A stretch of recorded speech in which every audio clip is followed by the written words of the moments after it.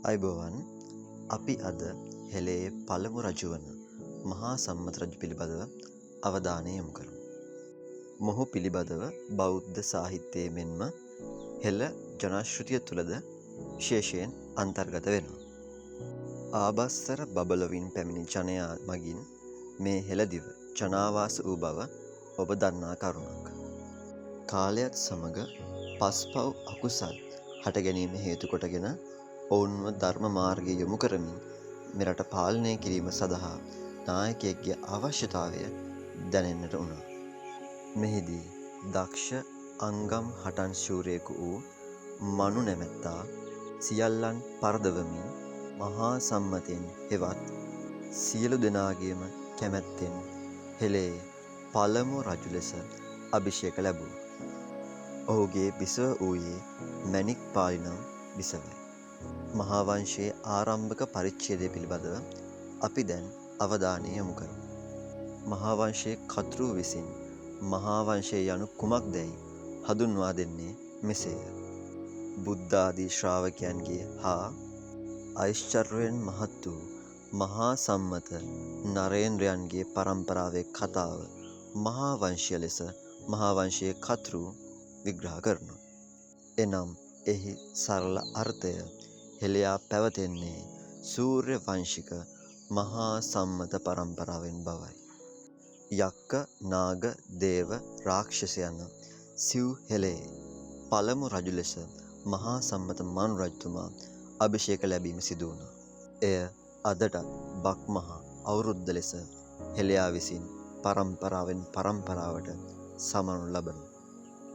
මේ සමයේම රූකඩ හා කෝලම් කලාවද ආරම්භ වූ බව පැවසෙනවා. අරිසෙන් අහුබුදු ශූරීන්ට අනුව මහා සම්මත මනු රජු රාජ්‍ය පාලනය කළ ස්ථානය මන්නාරම් ලෙස ඔහු අර්ථ දක්වනවා. ඔහුට අනුව මනු ආරම මන්නාරමයි. මහා සම්මත යුගයට අයත් තවත් ස්ථානයක් ලෙස මනුපුරය ජනප්‍රවාදය තුළ සඳහන් වෙනවා. එය වර්තමානයේ තුළ මන්දාරම් පුරය ලෙස ව්‍යවහාරය වෙනවා. මෙම බබ පුත් මහා සම්මත මනු රජු හෙළදීපයට පමණක් නොව මුළු ලෝකයටම සක්විති රජු වුණු බව ජනශ්‍රුතිය තුළ සඳහන්. ඔහුට ආරක්ෂාව සැලසුවේ දෙවියන් විසින් වන අතර අහසේ පලක් බැද ඔහු විසින් ජනතාවට අනුශාසනා කිරීම සිදු කර තිබෙනවා.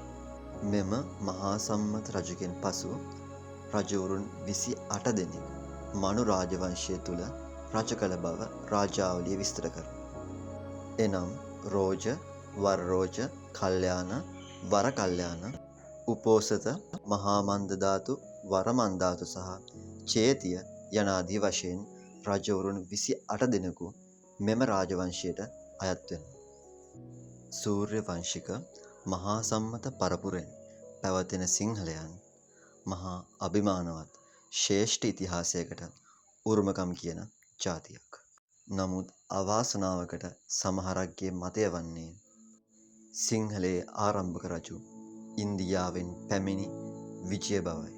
එය ඔවුන්ගේ දැනුමේ අවප්‍රමාණය වීමක් මිස කිසිසේත්ම සත්‍ය නොවේ. මේ තුළින් මහා අභිමානවත් ජාතියක ඓතිහාසික වෘතාන්තය පහත් තිරිසනෙක්ගෙන් පැවතෙන ජාතියක් බවට පත් කරලා තියෙනවා. ඉතින් ඉරෙන් හදෙන් උපන් හෙළ ජාතියේ සත්‍ය කතාව ගවේෂණය කරන්න. එම ඉතිහාසයේ වටිනාකම අනාගත නිර්මාණය කිරීමට යොදා ගන්න දවසක් අනිවාර්යයෙන්ම උදා වෙනවා. මොකද ඉතිහාසය තුලින් නිර්මාණය කරන්නේ ජාතියක අනාගතයයි.